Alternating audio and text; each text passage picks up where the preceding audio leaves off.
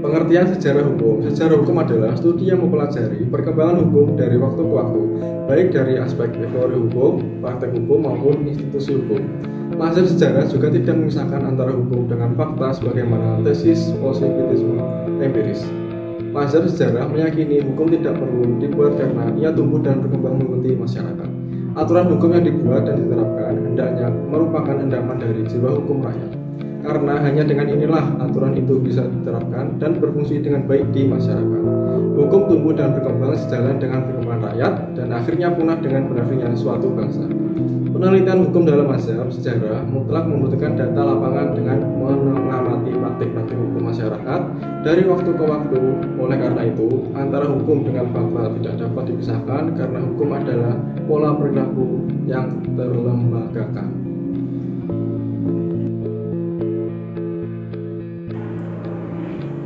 Lalu selanjutnya ada pandangan hukum dalam sejarah. Nah, pandangan hukum dalam sejarah itu terbagi menjadi 5. Yang pertama itu ada sebagai produk sejarah. Nah, perkembangan suatu bangsa dan tidak dapat dikecualikan dalam konteks budaya dan sosial di mana hukum itu muncul. Hukum mencerminkan nilai-nilai, adat istiadat, dan tradisi yang berkembang secara historis. Yang kedua itu penolakan hukum buatan. Nah, penduduk aliran ini menolak konsep hukum yang dibuat secara artifisial oleh legislator tanpa memberikan konteks sejarah dan sosial. Fokuskan pada sejarah dan budaya, masyarakat akan sulit diterima dan dipatuhi oleh masyarakat. 3. Ada evolusi hukum. Nah, evolusi hukum ini dianggap sebagai sesuatu yang berkembang secara organik dan bertahap sering dengan perubahan dalam masyarakat. Perubahan hukum ini tidak dapat dipisahkan, tetapi harus mengikuti perkembangan alami masyarakat. Yang keempat itu ada kepentingan studi sejarah. Untuk memahami hukum secara mendalam, diperlukan studi yang sejarah hukum. Melalui analisis sejarah, kita dapat mengidentifikasikan bagaimana hukum terbentuk dan berevolusi secara faktor-faktor yang mempengaruhinya. Yang kelima itu yang terakhir ada kebijaksanaan lokal.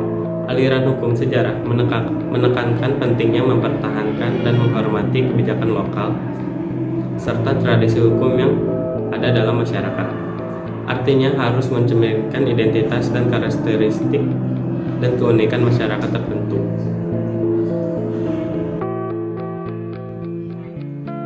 Dalam perkembangan sejarah hukum, terdapat sejumlah tokoh yang memainkan peran penting dalam pembentukan dan pemikiran aliran-aliran tertentu. Berikut adalah beberapa tokoh terkenal yang berkontribusi pada pemikiran dan aliran-aliran sejarah hukum. Yang pertama, Carl von Savigny. Beliau menganalisis aliran historisme hukum. Savigny merupakan tokoh utama dalam aliran sejarah hukum atau historisme yang berpendapat bahwa hukum berkembang sesuai dengan tradisi dan budaya suatu bangsa, bukan berdasarkan kodifikasi atau teori abstrak. Pandangannya berpengaruh besar pada pembangunan sistem hukum di Jerman. Dan yang kedua ada Friedrich Karl von Savigny. Beliau juga menganalisis tentang historisme hukum.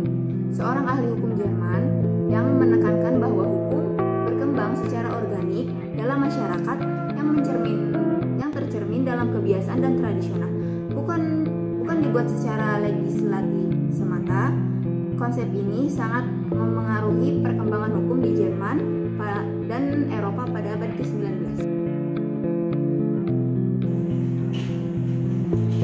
Aliran hukum sejarah merupakan salah satu aliran pemikirannya dalam filsafat hukum, artinya menekankan pentingnya evolusi sejarah, budaya, dan tradisi dalam pembentukan hukum.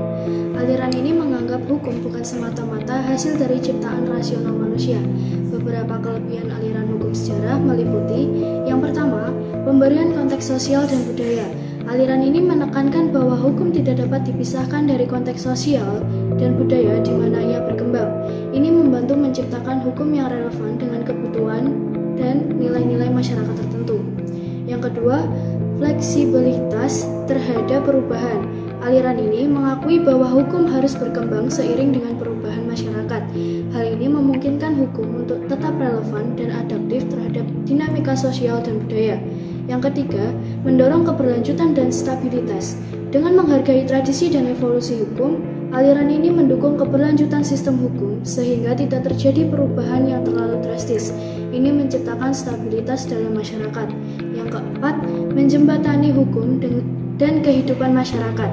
Aliran ini memandang hukum sebagai cerminan dari praktik dan kebiasaan masyarakat, sehingga hukum lebih mudah diterima oleh masyarakat karena berasal dari tradisi mereka sendiri. Meskipun memiliki kelebihan dalam memahami perkembangan hukum, aliran ini juga memiliki beberapa kekurangan. Yang pertama, kesulitan dalam menentukan kebenaran historis. Sejarah merupakan rekaman masa lampau yang diinterpretasikan berdasarkan sumber-sumber yang tersedia. Sumber-sumber ini bisa saja bias, tidak lengkap, atau bahkan dipalsukan. Hal ini yang membuat sulit untuk menentukan kebenaran mutlak dari suatu peristiwa sejarah dan bisa menimbulkan interpretasi yang berbeda. Yang kedua, kurangnya perhatian terhadap faktor-faktor non-hukum. Aliran sejarah seringkali terlalu fokus pada perkembangan hukum dan kurang memperhatikan faktor-faktor non-hukum yang juga mempengaruhi perkembangan masyarakat. Faktor-faktor ini meliputi sosial, ekonomi, politik, dan budaya. Hal ini bisa membuat analisis hukum menjadi tidak komprehensif dan kurang akurat. Yang ketiga, kesulitan dalam menerapkan aliran sejarah pada konteks modern. Perkembangan hukum di era modern sangat cepat dan kompleks, sehingga sulit untuk melacak asal-usulnya dan memahami bagaimana hukum berkembang seiring dengan perkembangan masyarakat. Aliran sejarah mungkin kurang efektif dalam memahami hukum di era modern yang dibentuk oleh faktor-faktor global seperti teknologi, ekonomi, dan budaya. Yang keempat, kecenderungan untuk menilai hukum berdasarkan standar masa kini. Aliran sejarah bisa menimbulkan kecenderungan untuk menilai hukum masa lampau berdasarkan standar masa kini. Hal ini bisa menyebabkan penilaian yang tidak adil dan tidak realistis terhadap hukum masa lampau yang merupakan produk dari zamannya. Contoh kasus hukum sejarah. 1. Kasus tragedi Mei 1998 di Indonesia. Latar belakang kerusuhan besar yang terjadi di Jakarta dan kota lainnya dipicu oleh krisis ekonomi dan politik yang mengguncang Indonesia menjelang reformasi. Proses hukum, meskipun ada banyak laporan pelanggaran HAM berat, termasuk kekerasan terhadap etnis Tionghoa, pengusutan hukum terhadap pelaku tidak tuntas, menunjukkan kelemahan sistem hukum dalam menangani kasus ini. 2. Kasus Munir. Latar belakang, Munir Said Tholib, seorang aktivis HAM terkemuka, meninggal dalam penerbangan menuju Belanda akibat diracun oleh arsenik. Proses hukum menarik perhatian internasional karena mengidentifikasi adanya keterlibatan aparat negara. Meskipun pelaku lapangan, Polikarpus Budihari Prianto, dihukum, keterlibatan otoritas yang lebih tinggi belum sepenuhnya tertangkap. Ketiga, kasus Lapindo. Kasus Lapindo yang menyemburkan lumpur panas di Sidoarjo, Jawa Timur, diduga akibat kelalaian pengeboran PT Lapindo Berantas yang menyebabkan kerusakan lingkungan dan sosial yang sangat besar. Proses hukum, meski banyak